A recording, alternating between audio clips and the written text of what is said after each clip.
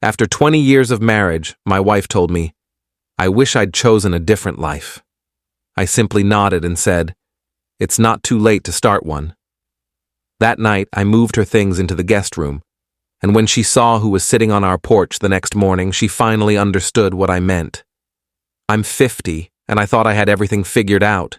2 decades of marriage, a comfortable house in the suburbs, 2 kids who'd both moved out for college. Sarah and I had weathered the usual storms, financial stress, parenting disagreements, the occasional argument about whose turn it was to handle the broken dishwasher. Nothing that seemed catastrophic. We were the couple our friends pointed to as solid, the ones who still held hands at neighborhood barbecues. The comment came on a Tuesday night. We were sitting in our living room, one of those quiet evenings where we'd both retreated to our separate corners with our phones. She was scrolling through something on Instagram, and I was reading an article about classic car restoration, something I'd been getting into lately as a hobby. Out of nowhere, she let out this long sigh.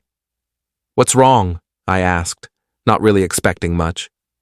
She didn't look up from her phone. Nothing. Everything. I don't know. I set my phone down. Sarah, what's going on? That's when she said it, still staring at her screen like she was reading the words off a script.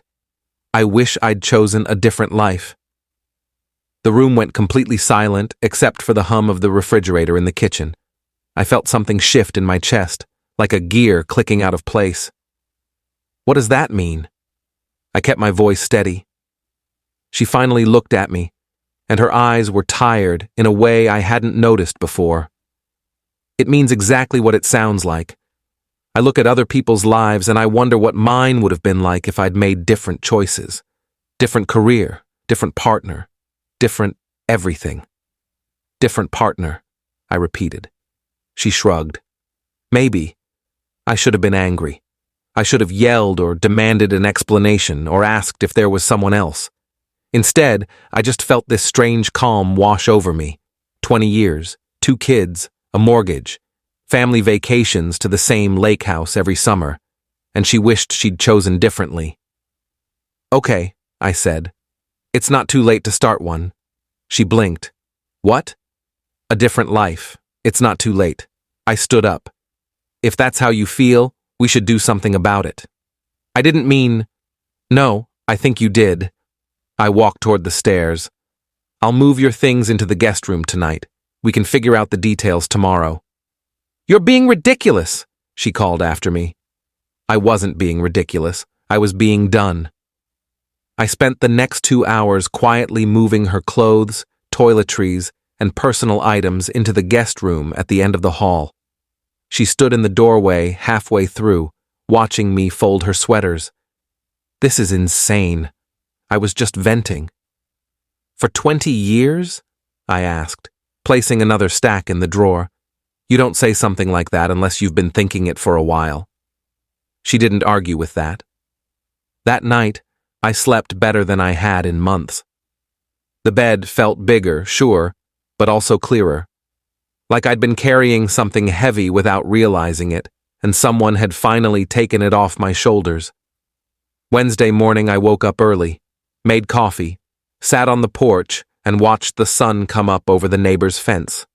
Around 7:30, a car pulled into the driveway, a silver Honda I recognized immediately. My sister Rebecca got out, followed by my brother-in-law Tom. Then my parents' car pulled up behind them. Then my best friend Danny's truck. Sarah came downstairs around 8, still in her robe, and stopped dead when she saw them all sitting on the porch with me. Chairs from the garage, coffee cups in hand, chatting like it was a Sunday morning hangout. She opened the front door slowly. What's going on? Morning, Sarah, Rebecca said, her voice friendly but cool. I stood up. I called them last night, told them what you said, about wishing you'd chosen a different life. The color drained from her face. You had no right. I had every right, I said calmly. These are the people who watched me build a life with you, who celebrated our wedding, who helped us move into this house, who babysat our kids. I figured they should know it apparently meant nothing to you." "That's not fair," she stammered. My mother, usually the peacekeeper, set her coffee down. "Actually, Sarah, I think it's very fair. My son has spent 20 years being a devoted husband and father, and you told him you wished you'd chosen differently?" I was upset. "I didn't mean it like that." "How did you mean it?" Danny asked. He'd been my friend since high school. "Because from where I'm sitting, that's pretty clear." Sarah looked at me, her eyes pleading. "Can we talk about this privately?" "Why?" I asked. "You said it in private, and look where that got us." "Now everyone knows. Now you can have that different life you wanted without any of us holding you back." Update 1. The porch confrontation lasted another 20 minutes. Sarah tried to explain herself, said she'd been feeling underappreciated, that I was always in the garage working on cars instead of spending time with her, that she felt like she'd sacrificed her career for our family. Some of it was valid, some of it was deflection. Rebecca wasn't having it. "You could have said you needed marriage counseling. You could have said you were unhappy. Instead, you told him you wished you'd chosen a different life entirely. That's not asking for change. That's saying you regret him." Sarah started crying. My dad just shook his head and went inside to refill his coffee. By noon, everyone had left except Danny, who helped me start packing up more of Sarah's things. She'd locked herself in the guest room. "You sure about this?" Danny asked as we loaded boxes into his truck. "You heard what she said?" "Yeah, but 20 years, man." "Exactly.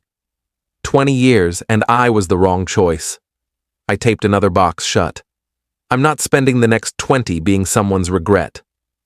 That night, Sarah came downstairs while I was making dinner. Just pasta, nothing fancy. "Are you really going to throw away our entire marriage over one comment?" she asked. I didn't turn around from the stove. "You threw it away." "I'm just acknowledging it." "That's not true." "Isn't it?" I plated the pasta, just one serving. "When's the last time you looked at me like you were glad I was here? When's the last time you seemed genuinely happy to see me walk through the door?" She didn't answer. That's what I thought. I sat down at the table alone. "You can eat whatever you want." "There's food in the fridge." She stood there for a moment, then went back upstairs. Update 2 by Friday, word had spread through our social circle. Sarah's best friend Monica called me furious. "How dare you humiliate her like that in front of your family?" "I didn't humiliate her," I said calmly. "I told the truth. You ambushed her." "Monica, she told me she wished she'd married someone else. Would you stay quiet about that if it happened to you?" Silence. "That's what I thought." Monica hung up. Our kids called that weekend. First Lily, our daughter, 22. "Dad, Mom's really upset. She said you're being cruel." "Did she tell you what she said to me?" "She said she was just having a bad day." "Lily, she told me she wished she'd chosen a different life." Different partner. After 20 years. That's not a bad day, that's how she really feels. Lily was quiet for a moment. "Did you try talking to her about it?" I gave her the opportunity to explain. She doubled down, said maybe she did mean a different partner. "Oh." Another pause. That's really messed up, Dad." "Yeah."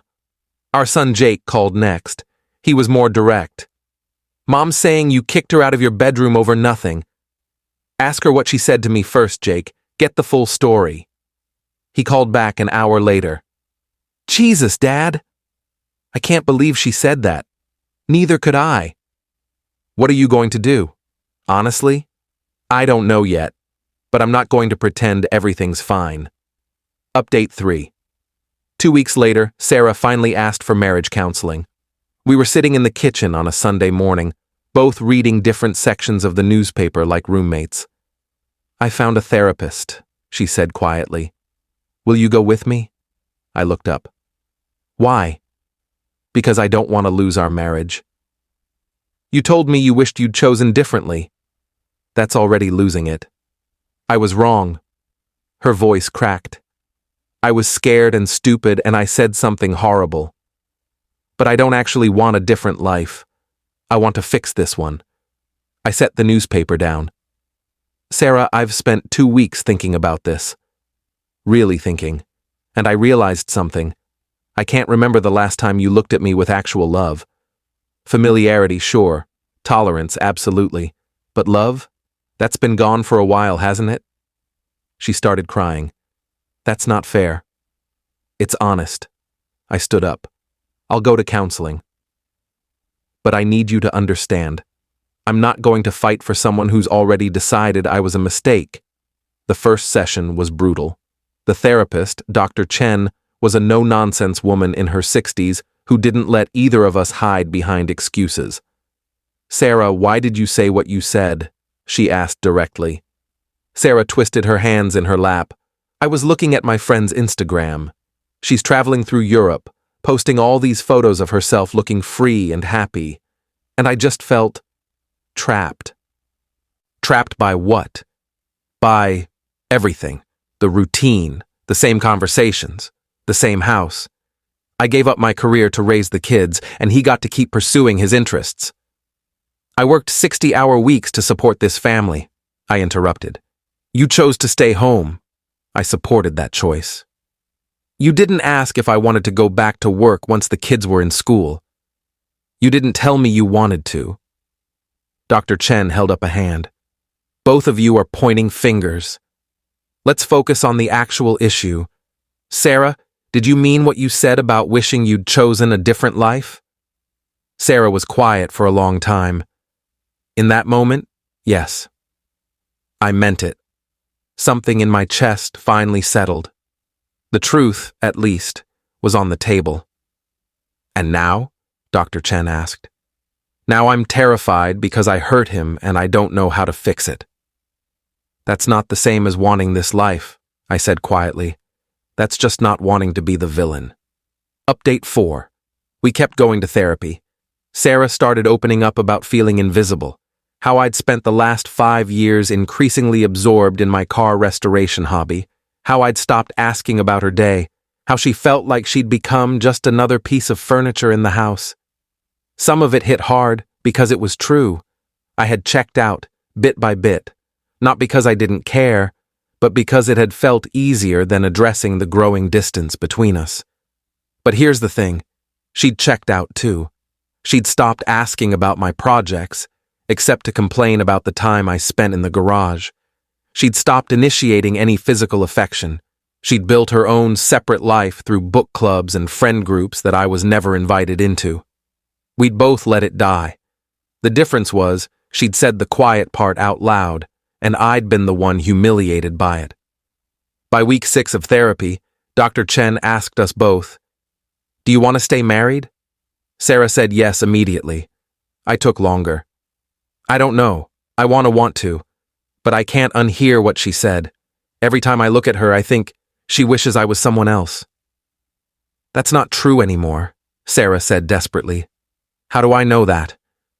How do I trust that tomorrow or next month or next year, you won't look at me again and think you made the wrong choice? She didn't have an answer. Final update. It's been 4 months since that Tuesday night. Sarah and I are still living in the same house, but we're separated. She's still in the guest room. We're cordial. We have to be, with shared finances and kids who visit during holidays. She started working again, part-time at a marketing firm. Says it's helping her feel like herself. I'm genuinely glad for her, even if things between us are broken. We're planning to file for divorce in the spring. It's amicable as far as these things go. We'll split everything 50-50. The kids are handling it better than expected. I think they saw the cracks long before we admitted them. A few people have asked if I overreacted, if I should have forgiven her and moved on. Maybe. But I don't think I could have lived the rest of my life as someone's second choice, someone's regret. Life's too short for that. Danny helped me finish restoring a 1967 Mustang last week. It's beautiful, cherry red, runs like a dream. I'm thinking about taking a road trip out west next month. Something I've always wanted to do. Sarah saw me working on it last weekend. She stood in the garage doorway and said, "It's really beautiful." "Thanks," I said. "I'm sorry," she added. "For what I said. For all of it." I nodded. "I know." She left, and I kept polishing the chrome. Some things you can restore, others you can't. You just have to know the difference.